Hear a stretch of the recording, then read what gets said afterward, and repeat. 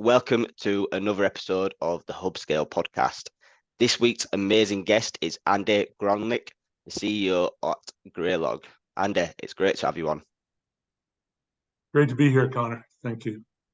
No, it's a pleasure. Now, I guess for our listeners who don't really know much about yourself or Grolnick, can you give a little bit of introduction? Yeah, sure. I've been in tech my whole career. Studied computer science and economics, and started my career at companies like Hewlett Packard, larger companies, and gravitated to smaller ones along the way.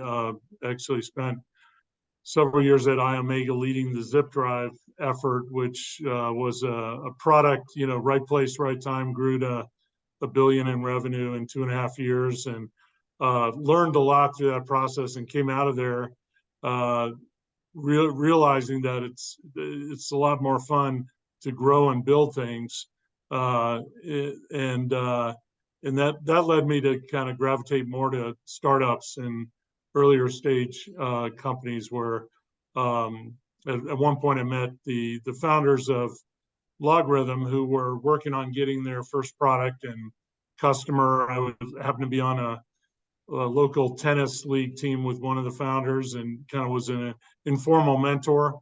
And at one point they asked me to join and help them build the company. I looked into it. I got excited about it, and 14 years later we we're close to 200 million in revenue, and so a lot of fun. And so that's kind of my background. I after that I took a couple years off and joined Grolnick to help scale and build this company. I've been there for about 2.5 years as the CEO. Wow, awesome. Very successful career so far, and thank you for clearing that up. Now, I know obviously you've had a successful career from starting off in product and marketing roles, now 2-time CEO and being on multiple boards as well. Can you tell me a bit more about the early days and in your career, and how did it actually get you to where you are today? Yeah, in the earlier part of my career, you, like a lot of folks, you're meandering a little bit, trying to find out where you fit, and what kind of roles are right for you. And I having studied computer science, I wasn't initially interested in being a programmer right out of school, and so I was interested trying to find something that would blend the product technical side and that background with the business customer side of things, and at one point discovered product management, and it just kind of was an ideal fit for me, because you're kind of right in that you have to be able to work on both sides and across different boundaries. And the other thing I liked about it is the variety of work you do. You're working across the business with engineering, with sales, with marketing, with finance, on various tasks and things you have to do to pull everything together into a cohesive strategy and roadmap and so on. And both the product management and product marketing side of things. So that I just naturally gravitated to that. And I think as I look back, it was great training to be a CEO in today's time, because in some ways a CEO today is an Uber product manager, and you've got to be able to work as a generalist across all aspects of the organization, different functions, have enough knowledge to go deep enough and contribute in all those areas. And a lot like product management and product marketing, your priorities are dynamic, and you've got to be able to prioritize and reprioritize, sometimes within a week, to figure out where to spend your time and what's most crucial. And then you as a product manager, you've got to be able to get things done through influence. It's the old adage in product management is all the responsibility, none of the authority. And so in today's world, in today's culture, I think the style, the old style of an autocratic CEO just doesn't work as well. And that training in product management, even though you have the authority, it doesn't mean you use it. And you're able to get things done and get a company behind you through influence and other ways. Yeah, no, perfect. Thank you for clearing up. Like you say, it gives you, it helps you a bit of knowledge for every aspect of each department. So yeah, it's a fantastic career to pursue to actually help you take it to be a CEO. Yeah, and it was, that part was fun for me as a Mm, product manager, and I, I haven't gotten tired of, that variety, and each day is different.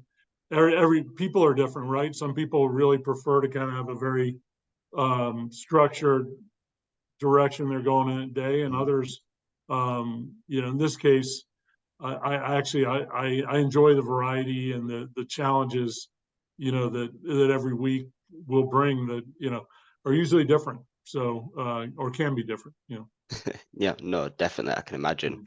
Now, Andy, what are some of the challenges you have actually faced since being CEO, and how do you actually overcome them? Yeah, I think some of the challenges I face are no different than every other CEO. It um, figuring out, first of all, optimizing a growth strategy, and how do you allocate investment across the company in the optimal way, across sales, marketing, customer success, R&D. So that's always been, I think it's a bit of art and science. It's not, Mhm. there's not a math formula that you can plug data into. So really, uh, as being able to assess every situation is unique, every company is different, the market landscape, the competitive landscape, just factor in all those variables and coming up with that, um, what for your company is kind of the optimum investment plan. You're always limited to a certain amount of resources. No one ever has unlimited resources. So with what you have, how do you optimize it? So that's that's in general, I think, a challenge that every CEO faces every year. It kind of there's a regeneration of that challenge as you're looking forward. Some of the others, every CEO has faced a scenario where growth slows, Mhm. and growth in the business slows down, and trying to assess, what really are the root causes for that, and what's not panicking, and figuring out what changes need to be made to to reaccelerate growth, and so that's one piece.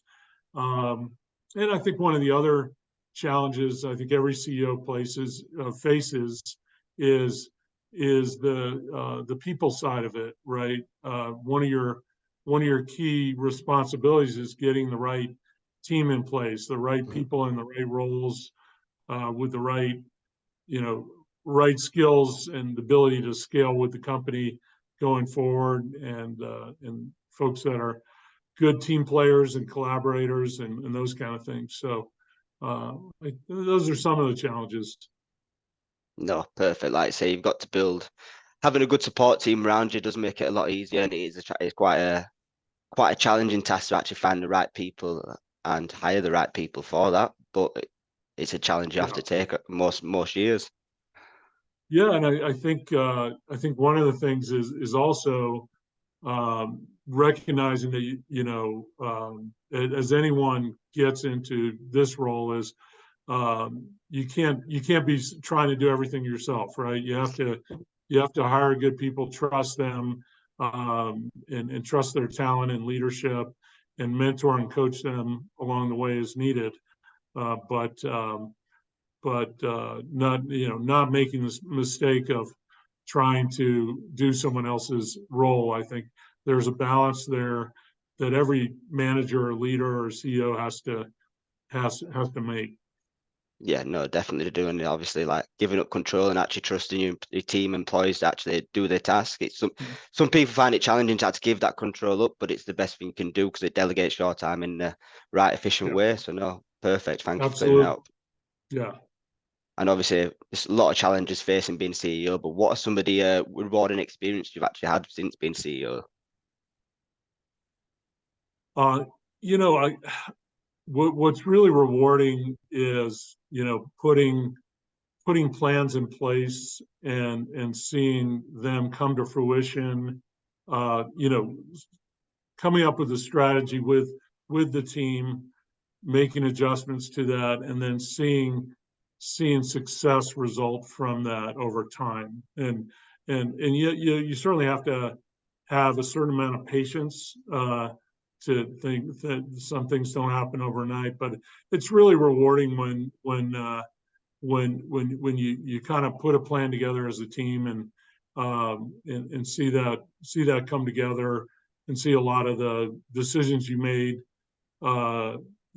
pay off. And I think some of the other rewarding things is the people side of it is being able to mentor folks, hire folks, and see them grow in their careers. From over 10, 15 years, had long relationships with folks, and that's always rewarding. No, no, I bet that is actually very, very rewarding. No, thank you for that. And obviously, now, what is some of the best advice you could give someone who's just starting out as being a CEO? Yeah, I think a few things. I think trusting your instinct and your judgment. Mhm. If you're doing it for the first time, you might have the imposter syndrome, and I think recognizing you're there for a reason, and one of them is you probably have had good decision making capabilities and judgment along the way, and trusting that, as you're new to that role. I think we all have mentors and folks who have given us advice along the way, and usually it's a composite of things you've learned from multiple people that help form, your skill set and your style and your approach, and so to lean on that, in certain times when that you find that some of those things you learned are very, very relevant in certain situations.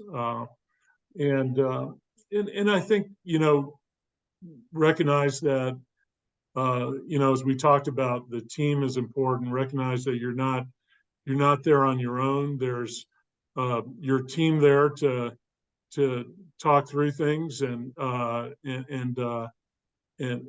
help you, assess situations, make decisions along the way, and then having folks outside the organization that you can talk to. Maybe sometimes it's hard.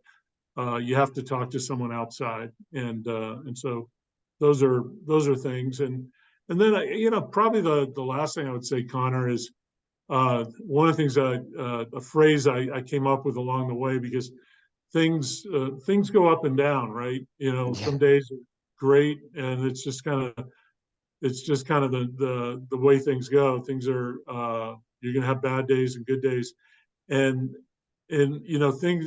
What I say to myself a lot of times is things are never as bad as they seem, and they're never as good as they seem, and to stay balanced, kind of along the way, where you kind of remind yourself of that, because usually you can work through most problems and situations Yeah. you're in. And then sometimes you can get overconfident when things are going well, and miss things that you could work on, that are maybe being masked by the good times. I worked for a CEO one time, and I watched.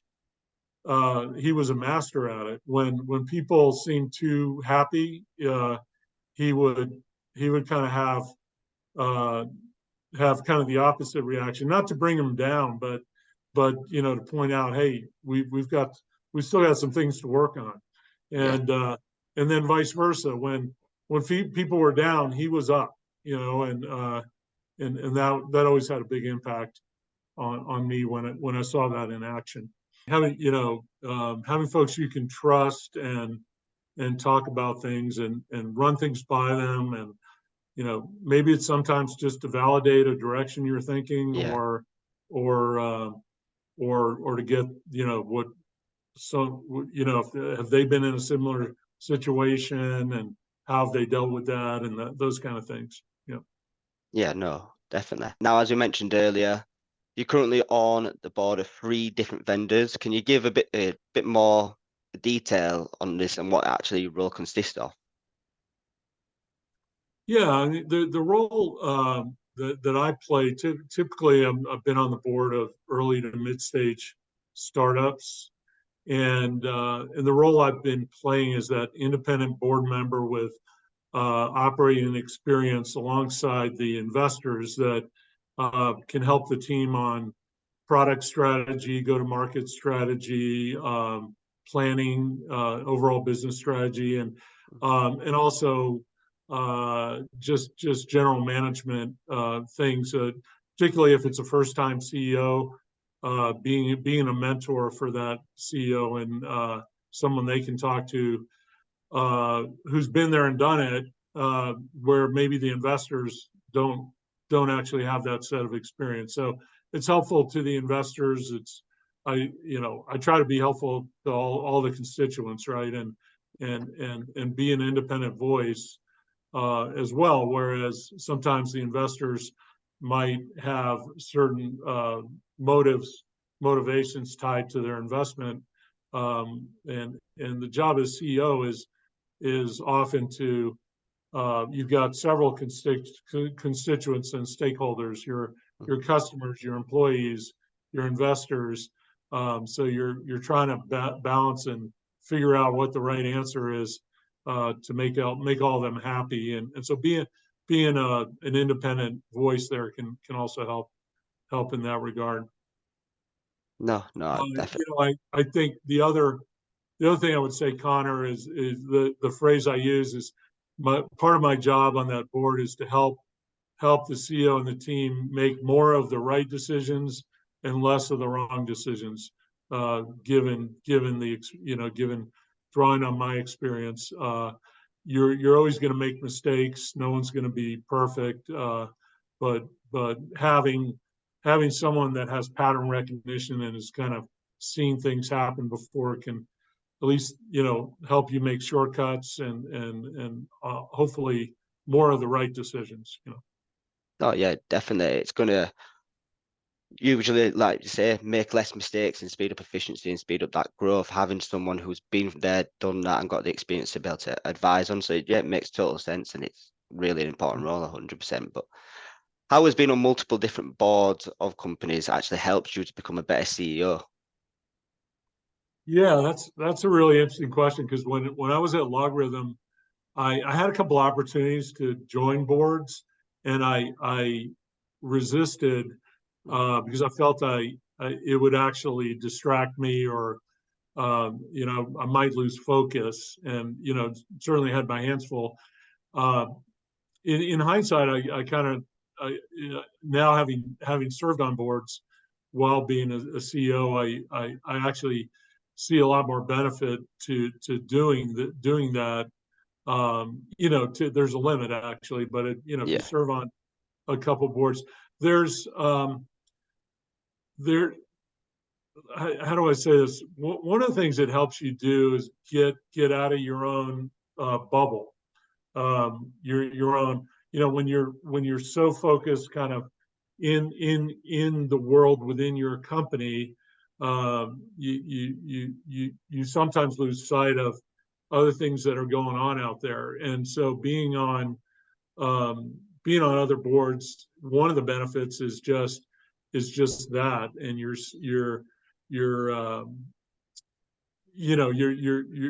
you're seeing that. Uh, how do I say this? You're seeing things go on that you wouldn't normally see if you stay in your own bubble. So that's one thing. I think just getting outside of your um, comfort zone Mm-hmm. and your bubble a little bit. Um, the other really interesting thing is there's pattern recognition you see and similar, you know, one of the benefits is the similarities, and so you can draw on things being done in other companies and learn from that you can apply to your current company.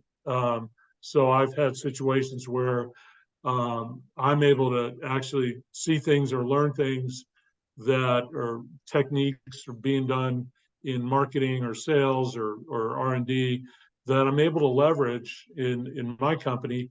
Mm-hmm. Um, and at the flip side, I'm able to give back. And where where a company I'm on the board of might be struggling in this area or that area, my company may be doing ahead of the game there, and I'm able Yeah. to kind of share that know-how that direction as well. So yeah, there's a lot. It's a win-win, um, and it gets you.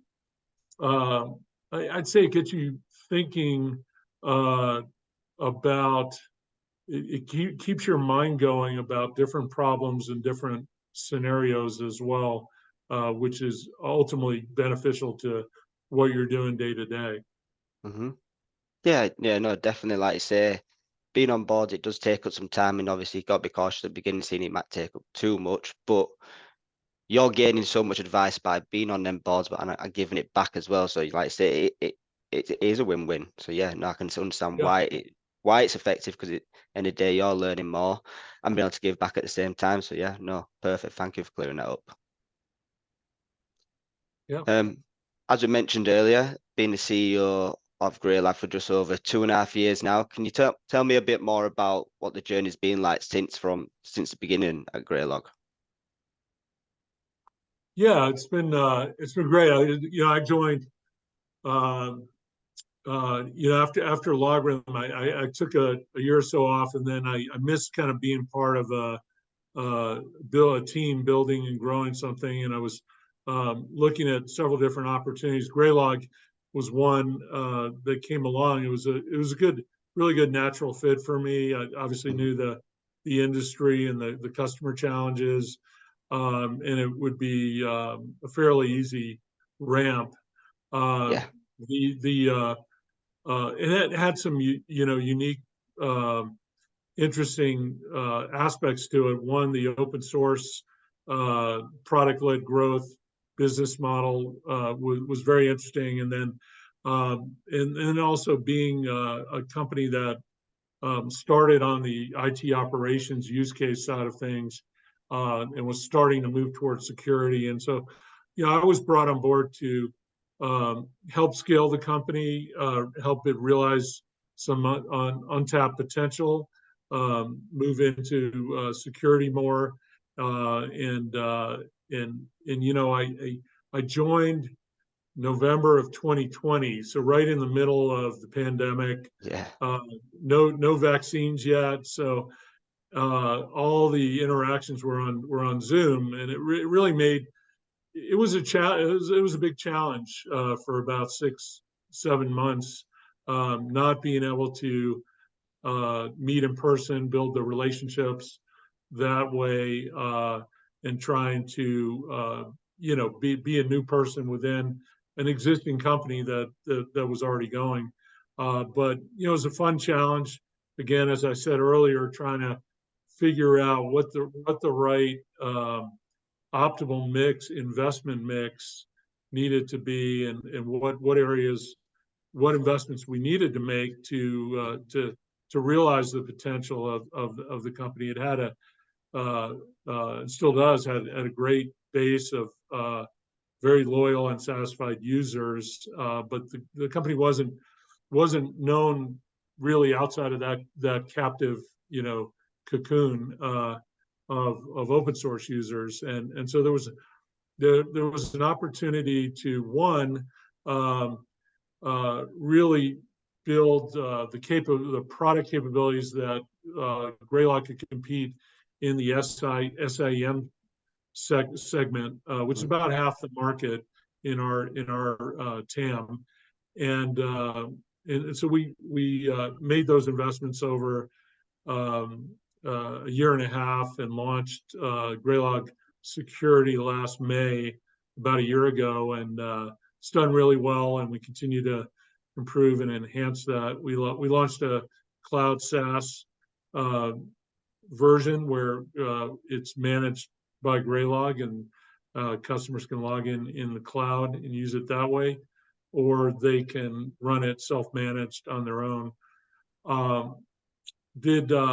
We had very little investment in marketing when I joined, and as I said, we needed to expand awareness outside of the open source base, and so it took kind of with the head of marketing, we came up with a plan to invest in demand creation and awareness outside, and it took about a year to build that engine.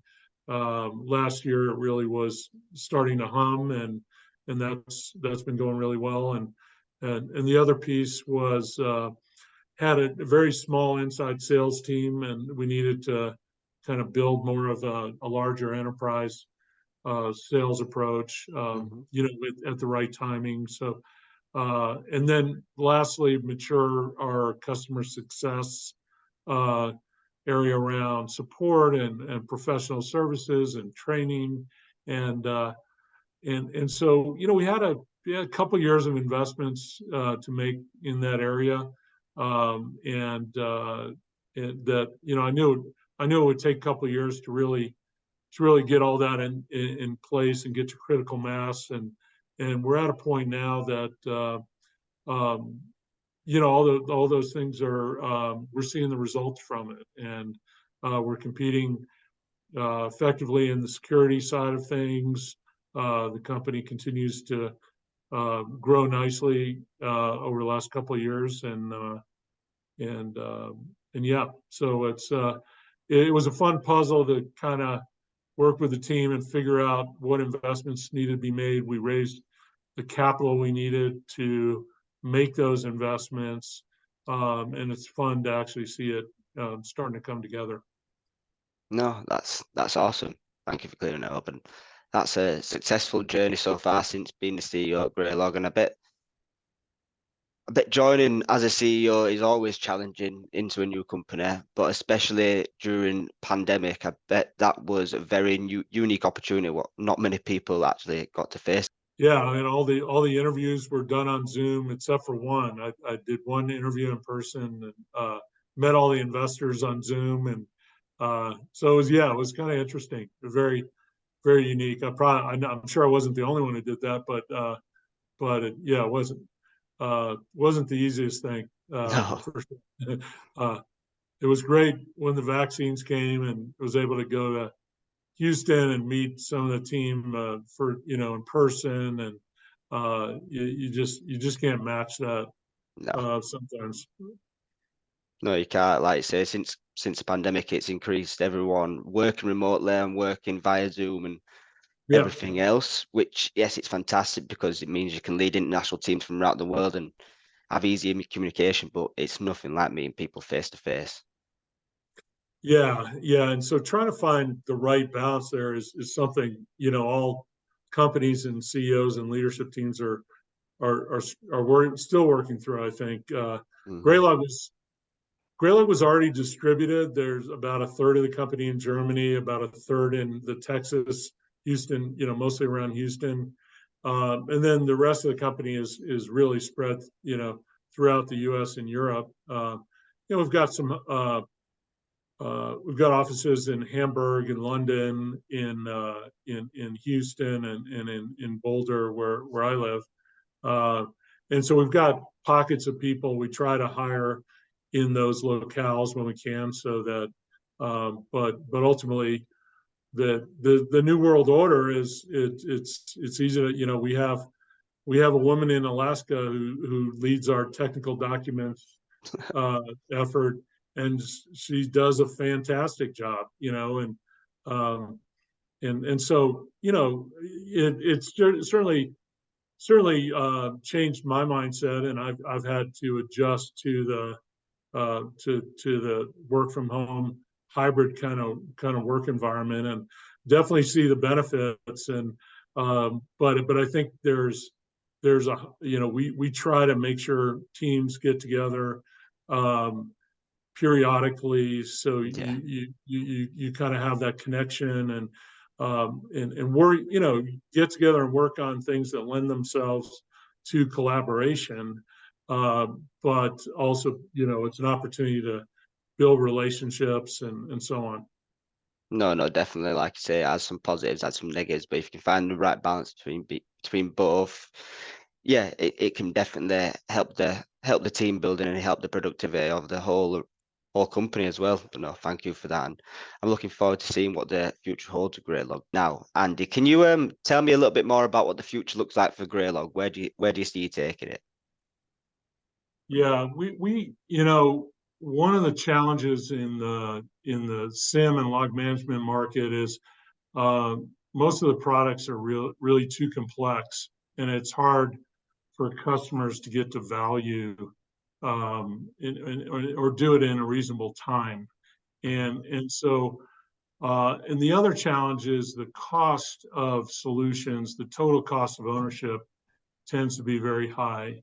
So those are two key strengths of Graylog, and we're continuing to invest and double down in those areas. The user experience, daily user experience of using Graylog is a real is night and day versus solutions, other legacy solutions out there like Splunk and Elastic, and at the same time the cost of ownership, not just licensing costs, but infrastructure costs and people costs. When things are really complex, you need more people to run it. Uh, so we're continuing to focus on those differentiators and drive more, you know, better time to value for customers and better overall value. And so that's a key area where we're focused on, and particularly, you know, I think we'll continue to invest in building out our security capabilities, and likely add more things to the platform uh, that can, so we can be a more one-stop shop for CISOs in mid to large enterprises. Mhm. Perfect. No, I'm excited to see. I'm excited to see that, see what the future actually holds. And obviously, I know we mentioned this a little bit already about obviously working remote slash hybrid and the challenges that's completely different. But how do you actually keep everyone aligned to a vision? As you can agree, that is quite crucial. But can you tell me a bit more how you actually do that and keep everyone aligned? Yeah, I think one, you know, that's one of the key roles that CEO has Hmm. is doing that, and part of it comes from uh, developing a strategy, you know, from the beginning that that everyone can buy into, and part part of how you do that is not do that on your own. Yeah. Involve all the right key players in your company in the development of that. One, it helps you get the best ideas on the table, and you get to a better answer.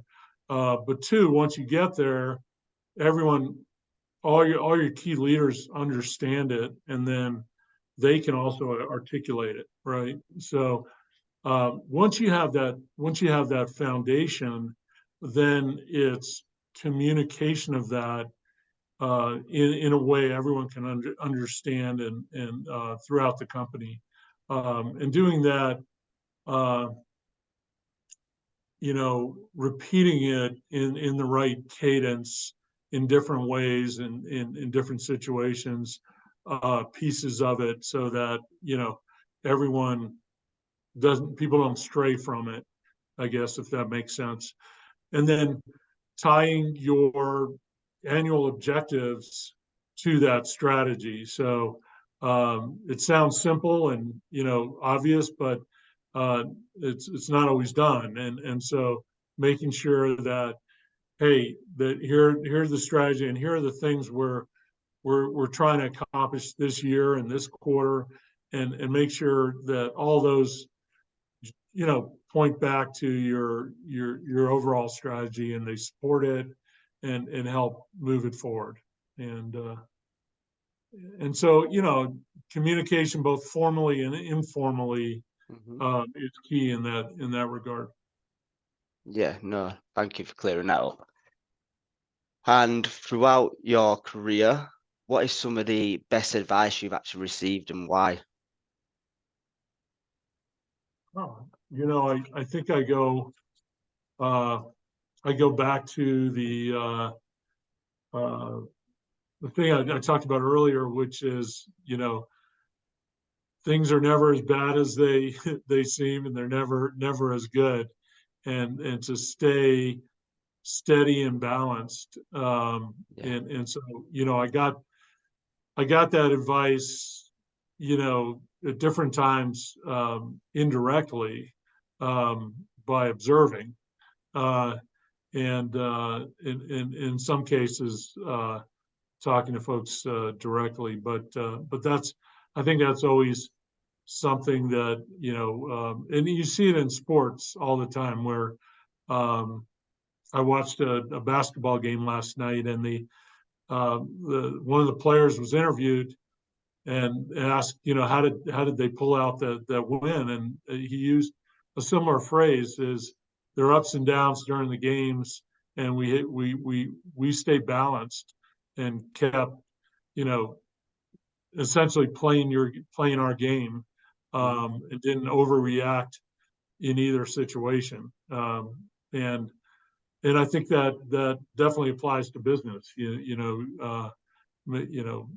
As I said earlier, the other piece of advice that I gave, that that I've heard throughout my career, is, trust your instinct and your judgment. Right? It's kind of what helped get you to where you are. Yeah. So I think those two are probably the two best. Yeah, the two fantastic pieces of advice. I agree with both of them, definitely. No, thank you for that, Andy. And obviously a successful career so far, but where do you actually see yourself in the next 5 years? I'd probably say 5 years from now, I'll probably be at a point where I want to step away from the day-to-day role as a CEO, and spend most of my time on in board roles, similar to what we talked about, being an independent board member, mentor, in those kind of situations. Sometimes it's called operating partner. Those kind of roles, I think, would be the last, probably spend the last phase of my career doing that. Yeah, no, it makes total sense because it will free up some more time for yourself to spend doing outside of work on what you want to do. So no, Yeah, perfect. exactly. Yeah, No, a little more time for fun, and a good balance. Yeah, more of a balance around work and personal life. yeah, definitely. Out of curiosity, what do you actually do for fun outside of work? Things. So I play tennis and basketball, hiking and biking, all that for exercise and fun and competition. Uh, when I'm near an ocean, I love sailing. I grew up Really? sailing as a kid in North Carolina, and Colorado is a great place to live, but that's the one thing it doesn't have. So I try to, whenever I can, vacation near an ocean and get some sailing in. That's awesome. Perfect. Well, no, and it's been a pleasure to have you on today. Thank you for coming on. Yeah, thanks for the opportunity to chat. Enjoyed it, Connor.